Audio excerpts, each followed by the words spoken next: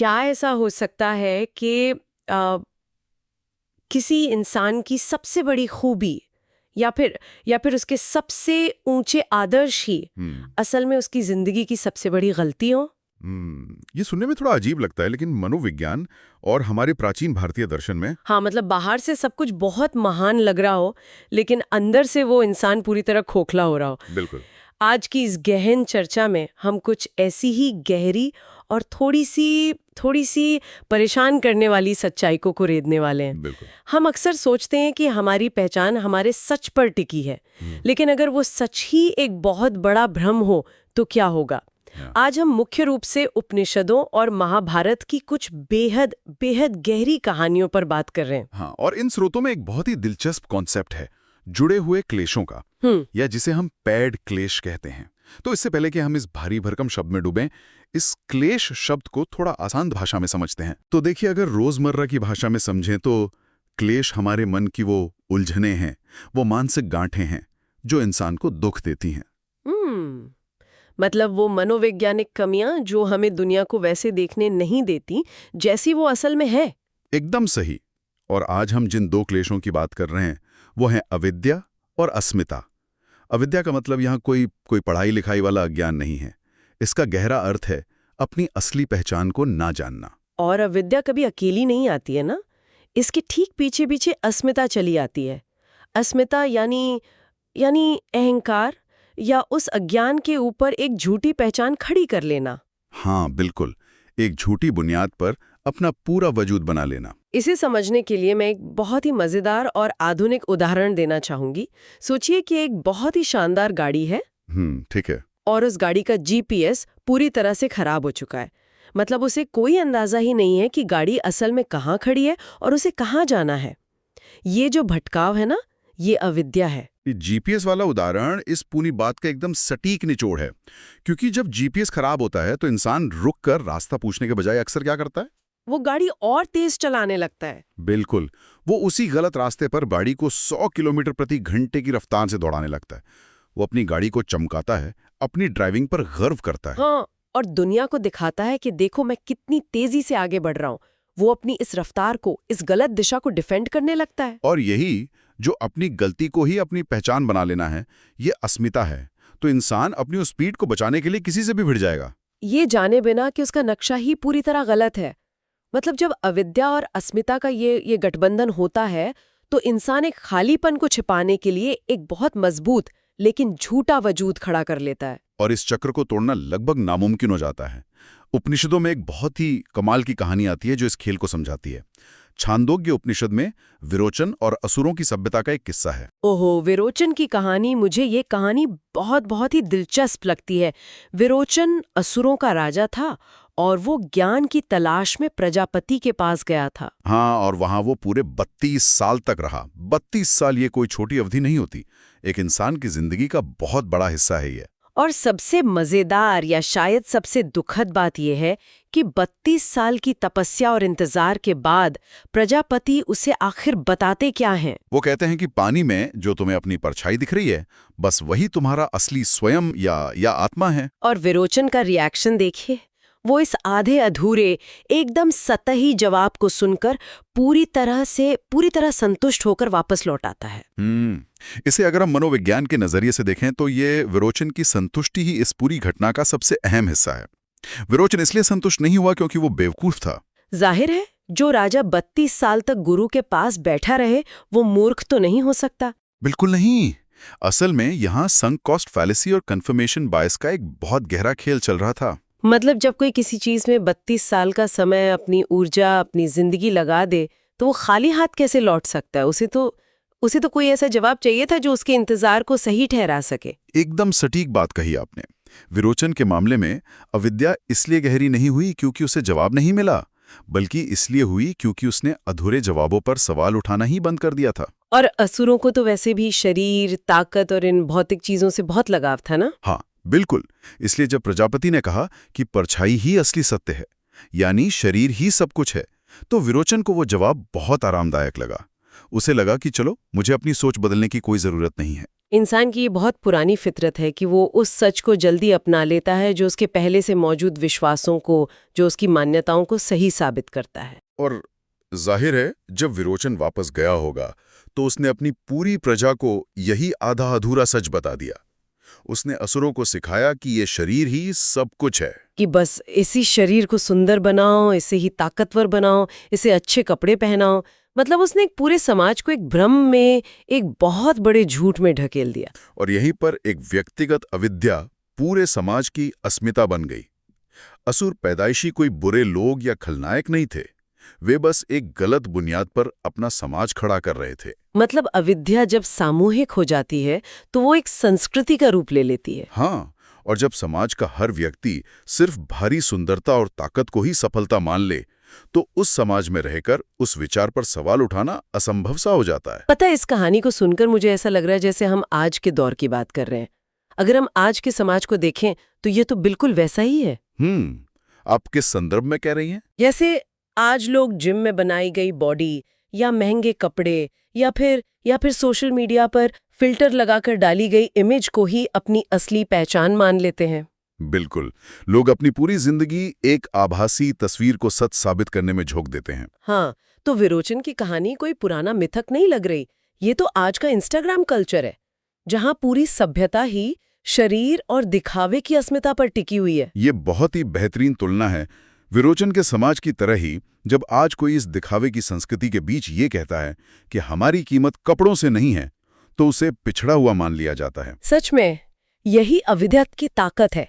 जब वो संस्कृति बन जाती है तो वो सच को ही झूठ साबित करने लगती है। एकदम सही। लेकिन विरोचन की कहानी तो भारी दिखावे की थी। वहां जो अस्मिता थी वो बहुत ही सतही चीजों पर बनी थी। हाँ, शरीर और ताकत पर। लेकिन क्या हो अगर इंसान अपनी झूठी पहचान किसी बहुत ही महान, किसी बहुत सच्चे और गहरे आदर्श पर खड़ी करे? ये एक बहुत ही गहरा सवाल है। क्या तब भी वो एक मनोवैज्ञानिक समस्या या क्लेश कहलाएगा? और यहीं से महाभारत के सबसे जटिल, सबसे दर्दनाक किरदारों में से एक कर्ण की कहानी शुरू होती है। कर्ण का चरित्र अविद्या और अस्मिता के इस गठजोड़ का सबसे मार्मिक उदाहरण है। साहित्य के इतिहास में ऐसी मनोवैज्ञानिक उलझन शायद ही कहीं और हो। क्योंकि विरोचन का अज्ञान तो भौतिक था, लेकिन कर्ण का जो अज्ञान था वो बहुत ही व्यक्तिगत था। कर्ण की अविद्या एकदम शाब्दिक थी। हाँ, उसे पता ही नहीं था कि वो कौन है। हम सब ने उसकी बैक स्टोरी सुनी है। कुंती और सूर्य का पुत्र, जिसे समाज के डर से नदी में बहा दिया गया। एक सारथी परिवार ने उसे पाला, अधिरथ और राधा ने उसे अपना बेटा माना। कर्ण का जीपीएस तो जन्म से ही पूरी तरह से ब्लैंक था। उसे अपने क्षत्रिय खून या दैवीय अंश का कुछ पता ही नहीं था। और इंसान का दिमाग ना खालीपन से बहुत डरता है। जब उसे अपनी असली पहचान नहीं पता होती तो वो खाली नहीं बैठ सकता। वो तुरंत एक नई पहचान गढ़ने लगता है। कर्ण ने अपने लिए जो नई अस्मिता बनाई वो सच में असाधारण थी। बिल्कुल, उसने खुद को एक सारथी पुत्र मानते हुए भी अपनी मेहनत से दुनिया के सर्वश्रेष्ठ योद्धाओं के बराबर खड़ा कर दिया। लेकिन उस अस्मिता की असली परीक्षा तब होती है जब वो पहली बार रंगभूमि में अपनी कला का प्रदर्शन करने आता है, और वहां जो हुआ वो रोंगटे खड़े कर देता है। हाँ, गुरु द्रोण भरी सभा में उसे ये कहकर रोक देते हैं कि वो एक सूत पुत्र है और उसे अर्जुन के साथ प्रतियोगिता करने का कोई अधिकार नहीं है। जरा उस मानसिक आघात के बारे में सोचिए।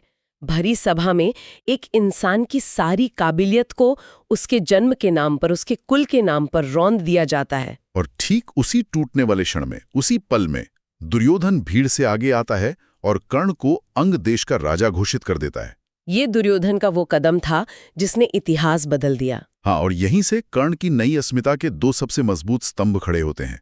पहला उसकी कला पर महारत और दूसरा दुर्योधन के प्रति उसकी वफादारी। और दोनों ही बातें पूरी तरह सच्ची थीं। कर्ण के आभार या उसकी वफादारी में कोई दिखावा नहीं था। बिल्कुल नहीं। पर क्लेश की भाषा में ये दोनों ही अविद्या पर बनी अस्मिताएं थीं। पर यहाँ मैं थोड़ा रुकना चाहूंगी। मैं इस विचार को थोड़ी चुनौती देना चाहती हूँ। अगर कर्ण की वफादारी पूरी तरह सच्ची थी, उसका समर्पण महान था, तो फिर हम इसे क्लेश क्यों कह रहे हैं? ये बहुत स्वाभाविक सवाल है। मतलब क्लेश का मतलब तो समस्या या मानसिक जहर होता है ना। कर्ण के ये गुण तो मिसाल होने चाहिए। और यही महाभारत की सबसे बड़ी गहराई है। क्लेश सिर्फ बुरी आदतों में नहीं छिपता, कभी कभी वो हमारे सबसे ऊंचे आदर्शों का रूप ले लेता है। अच्छा, वो कैसे? इसे समझने के लिए उस प्रसंग को देखना होगा जब कुरुक्षेत्र युद्ध से ठीक पहले कृष्ण कर्ण के पास आते हैं। कृष्ण उसे उसकी असली पहचान बताते हैं। हाँ, वो कहते हैं कि तुम कुंती के सबसे बड़े बेटे हो, असली पांडव हो। बिल्कुल। कृष्ण कहते हैं कि तुम पांडवों के पक्ष में आ जाओ, सिंहासन तुम्हारा होगा, पांडव तुम्हारे पैर छुएंगे। लेकिन कर्ण उस सच को, उस मुक्ति को पूरी तरह ठुकरा देता है। तो अगर उसकी पहचान इतनी ही महान थी, अगर वो सचमुच धर्म के रास्ते पर चलना चाहता था, तो उसने इस सच्चाई को अपनाया क्यों नहीं? उसे तो बिना लड़े ही सम्मान मिल रहा था। क्योंकि कर्ण ने उस सच को बेवकूफी में नहीं ठुकराया था। कर्ण का जो जवाब था वो मानव मनोविज्ञान का एक मास्टर क्लास है। उसने क्या कहा था कृष्ण से? कर्ण कहता है कि जब दुनिया उसे सूतपुत्र कहकर ताने मार रही थी, जब सब तिरस्कार कर रहे थे, तब केवल दुर्योधन ने उसे गले लगाया था। दुर्योधन ने उसे वो सम्मान दिया जिसके लिए वो तरस रहा था। हाँ, कर्ण कहता है कि वो आज जो कुछ भी है उसी वफादारी की वजह से है। वो उस व्यक्ति को धोखा नहीं दे सकता जिसने उसे तब अपनाया जब दुनिया ने उसे नकार दिया था। बाप रे, ये सुनकर सच में रोंगटे खड़े हो जाते हैं। मतलब कर्ण अपनी चुनी हुई पहचान को, दुर्योधन के मित्र वाली पहचान को, अपनी जन्म की असली पहचान से ज्यादा अहमियत दे रहा था। एकदम सही। और यही ये बात साबित होती है कि अविद्या और अस्मिता का ये क्लेश इतना अदृश्य और खतरनाक क्यों है। कर्ण की जो अस्मिता थी वो एक झूठी नींव पर बनी थी, क्योंकि उसे लगता था कि वो सारथी का बेटा है और उससे समाज से लड़ना है। हाँ, लेकिन उस झूठी नींव ने उसके जीवन में असली रिश्ते, असली भावनाएं पैदा कर दी थी। दुर्योधन के साथ उसका रिश्ता असली था। वो उस छोटी नींव पर बने महल में इतने लंबे समय से रह रहा था कि उस महल के लोग ही उसके लिए दुनिया का सबसे बड़ा सच बन गए थे। और यही कारण है कि जब महान मूल्य जैसे वफादारी और कृतज्ञता क्लेश के साथ गुंथ जाते हैं तो इंसान मुक्ति को भी ठुकरा देता है। क्योंकि उसे लगता है कि सच को अपनाने का मतलब है अपने पूरे पिछले जीवन को, अपने सारे एहसानों को एक झूठ मान लेना। इंसान का सबसे बड़ा डर यही है। अगर कर्ण कृष्ण की बात मान लेता तो उसे ये स्वीकार करना पड़ता कि दुर्योधन के साथ उसकी पूरी जिंदगी एक गलतफहमी थी। इंसान अपनी मुक्ति को इसलिए ठुकराता है क्योंकि उसकी झूठी पहचान ने उसे कुछ ऐसा दिया होता है जो उसे बहुत बहुत प्रिय होता है। बिल्कुल। जब क्लेश और सद्गुण आपस में जुड़ जाते हैं तो इंसान उस झूठ को नहीं छोड़ पाता। उसे लगता है कि अगर उसने इस पहचान को छोड़ा तो उसका पूरा वजूद मिट जाएगा, वो शून्य हो जाएगा। ये पूरी चर्चा सुनकर मुझे ऐसा लग रहा है कि हम सिर्फ पुरानी किताबों की बात नहीं कर रहे हैं, हम असल में हमारे मनोविज्ञान के एक बहुत कमजोर हिस्से की चीरफाड़ कर रहे हैं। हाँ, ये कहानी आज भी हमारे अंदर ही घट रही है। तो अगर हम इसे आज के जीवन से जोड़ के देखें, सुनने वालों की जिंदगी से, तो रोजमर्रा की जिंदगी में ये अविद्या और अस्मिता का खेल कैसे चल रहा है? अगर आप आसपास नजर दौड़ाएं तो इसके उदाहरण हर जगह हैं। अक्सर लोग अपना करियर या अपने रिश्ते किसी ऐसी नींव पर खड़े कर लेते हैं जो उनकी सच्चाई होती ही नहीं है। जैसे किसी ने परिवार के दबाव में आके डॉक्टर या इंजीनियर बनने का फैसला कर लिया हो। बिल्कुल। उसे कला या संगीत में दिलचस्पी थी, लेकिन सम्मान पाने के लिए उसने एक अलग पहचान ओढ़ ली। यह असुर सभ्यता की तरह समाज द्वारा थोपी गई अविद्या है। या फिर कोई ऐसा व्यक्ति जिसने बचपन में बहुत गरीबी देखी हो और अपमान सहा हो। हाँ, और उस अपमान से बचने के लिए उसने अपनी पूरी जिंदगी सिर्फ पैसे कमाने में लगा दी। उसने खुद को एक मशीन या फाइटर बना लिया हो, बिल्कुल कर्ण की तरह। मतलब वो अपनी एक ऐसी अस्मिता बना लेते हैं जो सिर्फ उनके बचपन के उस आघात को, उस ट्रॉमा को ढकने का काम करती है। सही कहा। और वो उस झूठी पहचान में इतनी मेहनत करते हैं कि सफल भी हो जाते हैं, दुनिया सलाम करती है, लेकिन फिर किसी ऐसे मोड़ पर लाकर खड़ा कर देती है जहां सच्चाई उनके बिल्कुल सामने होती है। एक ऐसा पल जब उन्हें अंदर से एहसास होता है कि वो जो जीवन जी रहे हैं वो सफलता असल में उनकी है ही नहीं, वो बस एक रिएक्शन था। और मुझे लगता है वो पल बहुत बहुत भयानक होता होगा। बहुत भयानक। और ज्यादातर लोग उस पुरानी झूठी पहचान को छोड़ नहीं पाते। वे उस करियर को या उस घुटन भरे रिश्ते को कसकर पकड़े रहते हैं, क्योंकि उन्हें लगता है कि ऐसा करने से उनकी पूरी जिंदगी की पिछले 20-30 सालों की मेहनत बेकार हो जाएगी। हाँ, उन्हें लगता है कि अगर मैं ये सब नहीं हूं जो मैंने बनाया है तो फिर मैं हूं कौन। ये शून्य का डर उन्हें उसी दलदल में फंसाए रखता है। तो अविद्या और अस्मिता का ये जोड़ा सिर्फ दर्शन शास्त्र का कोई भारी शब्द नहीं है, ये तो हमारे मन का सबसे गहरा सच है जो हमारे रोज के फैसलों में, हमारी हर सांस में मौजूद है। बिल्कुल, चाहे विरोचन का सतही अहंकार हो जो संस्कृति को ले डूबा, या कर्ण की महान वफादारी, दोनों में नींव गलत थी। और उस गलत नूर पर बनी इमारत को बचाने की जो जिद थी, उसी जिद ने ही उनके पतन का रास्ता तय किया। और सबसे दिलचस्प बात यह है कि ये अविद्या जितनी ज्यादा हमारे गहरे आदर्शों से जुड़ती है, इसे पहचानना उतना ही मुश्किल होता जाता है। हाँ, अगर कोई बुरी आदत है, कोई नशा है, तो हम उसे आसानी से पहचान कर छोड़ सकते हैं, लेकिन कोई अपनी उन अच्छाइयों को, अपनी वफादारी को कैसे छोड़े, जिसकी बुनियादी एक भ्रम या आघात पर टिकी हो? सच में ये सवाल दिमाग को पूरी तरह झकझोरने वाला है। आज की इस गहरी चर्चा को समेटते हुए हम उसी खराब जीपीएस वाली गाड़ी की बात पर वापस आते हैं जिससे हमने शुरुआत की थी। बिल्कुल। अगर नेविगेशन सिस्टम काम नहीं कर रहा है तो गाड़ी की रफ्तार या उसकी चमक उसे सही मंजिल तक नहीं पहुंचा सकती। अविद्या और अस्मिता हमें यही सिखाते हैं कि हम दुनिया की नजरों में जो हैं और असल में जो हमारी सच्चाई है, उसके बीच के अंतर को पहचानना ही सबसे बड़ी चुनौती है। और इसी विचार को थोड़ा आगे बढ़ाते हुए इस चर्चा के अंत में क्या आप कोई ऐसा सवाल छोड़ना चाहेंगे जो हमारे सुनने वालों को सोचने पर मजबूर कर दे? हाँ, एक बहुत ही गहरा सवाल है।